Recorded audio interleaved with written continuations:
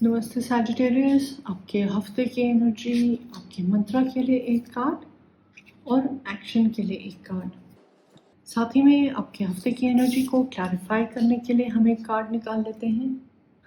तो सैजिटेरियस, आपका हफ्ता काफ़ी अच्छा लग रहा है। आपके पास नंबर 1 द इंचार्टर का कार्ड आया है। ये मेजर अरकाना का द मैजिशियन का कार्ड होता है।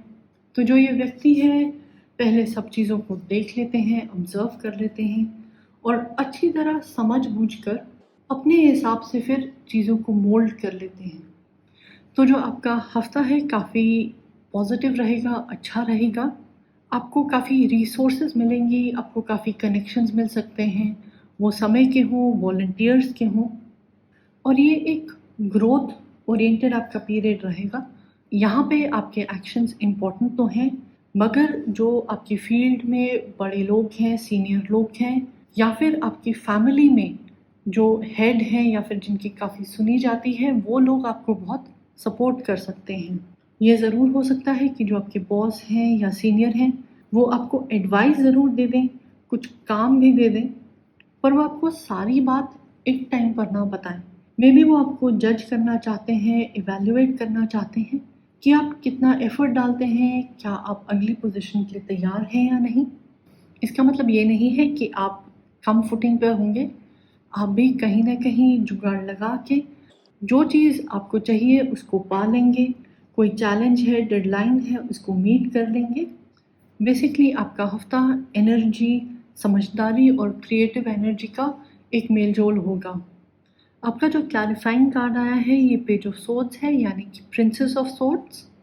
तो हम जानते हैं कि जो प्रिंसेस ऑफ सोर्ड्स या पेज ऑफ सोर्ड्स होते हैं, ये बहुत कुछ सीखना चाहते हैं, इंटरेस्टेड हैं किसी एक फील्ड में, बट बिकॉज इन्होंने अभी शुरुआत की है या फिर अभी थोड़ी थोड़ी इनको चीज़ें समझ आने लगी हैं, तो कहीं ना कहीं थोड़ा सा बचपना या फिर वो ओवर इंथुजियाज्म होता है कि मैं ये भी कर लूँ, वो भी कर लूँ, कि मेरे को सब कुछ सीखना है, मुझे थ्योरी भी सीखनी है, प्रैक्टिकलिटी भी सीखनी है। तो कहीं ना कहीं एक पढ़ाई, रिसर्च, एक्सपेरिमेंट या फिर इंटर्नशिप की बात हो सकती है। बस यहाँ एक चीज़ का ध्यान रख लीजिएगा, क्योंकि जो ये इंचांटर हैं एक वाइज ओल्ड मैन है, काफ़ी अच्छी तरह परख लेते हैं कि कौन कितने पानी में है। और जब इन्हें कोई बात ठीक नहीं लगती, प्रिंसिपल्स के खिलाफ जाते हुए नज़र आती है, तो ये बड़े क्लेवरली एक मजाकिया से वे में वो लेसन भी वहीं के वहीं सिखा देते हैं। तो अगर आप में वो टेंडेंसी है कि आप थोड़ा बहुत गॉसिप करते हैं, इधर की बात उधर कर दी, तो इस हफ्ते ऐसा ना करें, क्योंकि वो बात आपके सीनियर्स तक या बड़ों तक पहुंच सकती है। और बिना बात का कोई डिबेट करना या किसी को नीचा दिखाना, आपने ऐसी भी कोई एक्टिविटी नहीं करनी है। अगर आपके पास समय है अपनी पढ़ाई, रिसर्च या फिर इंटर्नशिप के होते हुए भी, तो उस टाइम का उपयोग करें चीज़ों को समझने में। जब आप समझेंगे तभी उसकी जो एप्लीकेशन है वो अच्छी होगी। आपके मंत्र में कार्ड आया है 2 ऑफ बून्स। ये कार्ड बैलेंस के बारे में बात करता है। अब चाहे वो आपकी डिज़ायर्स हो और समय हो, चाहे वो वर्क लाइफ बैलेंस हो, पहले तो चीज़ों को बैलेंस करना यही काफ़ी डिफ़िकल्ट बात है, मुश्किल बात है। मगर जो ये पुल है, जो ब्रिज है जहाँ आप क्रॉस कर रहे हैं, वहाँ कोई ओगर छुपा बैठा है। तो एक छोटा सा भी काम आपके ऊपर एक्स्ट्रा डाल दें, किसी ने आपको सरप्राइज कर दिया, लाइफ में कोई भी इंसिडेंट हो जाता है, तो ये बैलेंस आपका बिगड़ सकता है। यानी कि मंत्र आपको कह रहा है कि इस हफ्ते देखें कि आप कितना कर सकते हैं और आपने उतना ही कमिट करना है। किसी चीज़ में आप आगे बढ़ना चाहते हैं, तो आपको एक दो चीज़ों पर ही फोकस रखना पड़ेगा। अगर आप 10 चीज़ों में अपनी उंगली घुसाएंगे तो सब कुछ खराब हो जाएगा। साथ ही अगर आपको कोई अपॉर्चुनिटी मिल रही है, तो ज़रा चेक कर लें कि आपके इंटर्नशिप के ऑफ़र में या फिर आपकी जॉब रिस्पॉन्सिबिलिटी में एक चीज़ लिखी है, पर धीरे धीरे करके उसमें रिस्पॉन्सिबिलिटीज़ ऐड हो जाती हैं, या फिर जो एसोसिएटेड काम होता है वो करने में ज़्यादा टाइम लग जाता है। जैसे मान लीजिए कि आप एक फ्रीलांस राइटर हैं, आपको लग रहा है कि आप दिन में 1000 3000 वर्ड्स तो बड़े आराम से लिख देते हैं, मगर आपको कोई टेक्निकल राइटिंग का या फिर फ़िक्शन राइटिंग का कॉन्ट्रैक्ट मिलता है और वहाँ पे पता चले कि एक चैप्टर लिखने में आपको 1 घंटा नहीं लग रहा है, 1 दिन नहीं लग रहा है, बल्कि 1 हफ़्ता या 1 महीना लग रहा है। तो जिस भी चीज़ के लिए आप हाँ कर रहे हैं, अपने आप से पूछ ज़रूर लीजिएगा कि क्या मैं ये करना चाहता हूँ या नहीं? क्या ये मेरे लिए इम्पोर्टेंट है? और जो भी काम आप कर रहे हैं, वहाँ पे थोड़ी-सी सावधानी ज़रूर बरतिएगा।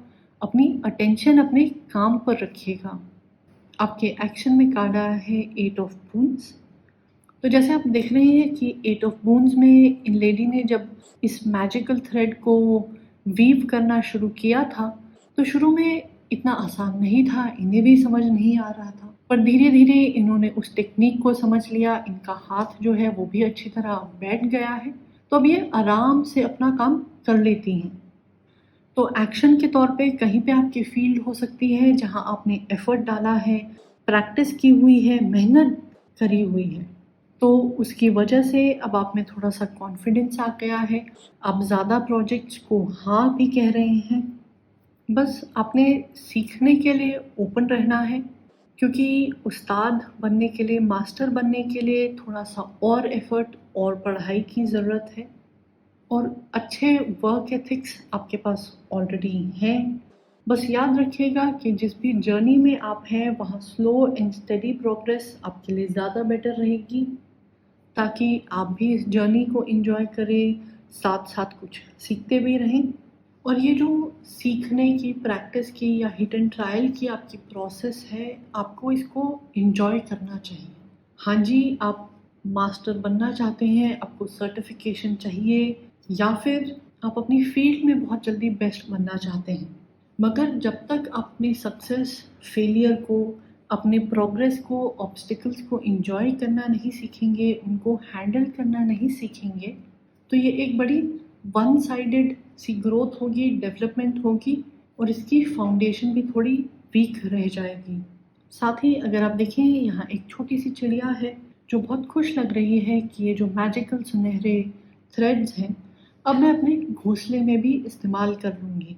तो इस लेवल तक पहुँचने के लिए बहुत लोगों ने आपकी हेल्प की होगी, सीनियर्स ने एडवाइस दी होगी, किसी ने आपको ट्रिक या फिर कोई टेक्नीक बताई होगी। तो अपनी जर्नी को कंटिन्यू करते हुए, अपना हार्ड वर्क डालते हुए, अगर आप किसी की मदद कर सकते हैं, तो आपको ये अपॉर्च्युनिटी ले लेनी चाहिए। क्योंकि जब आप अपने जूनियर्स की परफॉर्मेंस को बेटर करेंगे, उनकी प्रोग्रेस में थोड़ी-सी तेज़ी लेके आएँगे, तो आप उस कर्ज़ को भी चुका रहे हैं कि जब लोगों ने आपकी मदद की थी। साथ ही साथ आपको काफ़ी सपोर्ट मिलेगा। आपकी रेपुटेशन बेटर होगी और लोग आपके बारे में अच्छी बातें करेंगे। और ऐसी पब्लिक रेपुटेशन जो कि आपके एफ़र्ट, आपके बैलेंसिंग एबिलिटीज़, आपके ज्ञान, आपकी डेडिकेशन को प्रेज़ करती हैं, वो आपका गोल होना चाहिए, ना कि नॉर्मल ऑफ़िस गॉसिप या फिर किसने क्या पहना था, नहीं पहना था। वो बहुत छोटी बातें हैं।